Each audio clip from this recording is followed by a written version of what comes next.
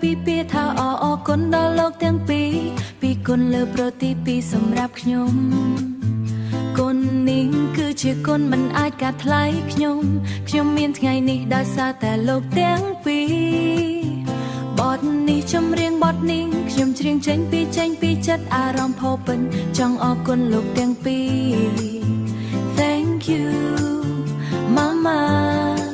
Papa Happy birthday Happy birthday to me អរគុណអ្នកទាំងពីរឲ្យខ្ញុំមានថ្ងៃមួយនេះអរគុណក្រុមយ៉ាងនឹងកាដូពិសេសសម្រាប់ថ្ងៃនេះ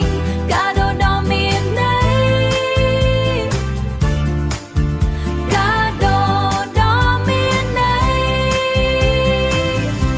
ចម្រៀងថ្ងៃកំ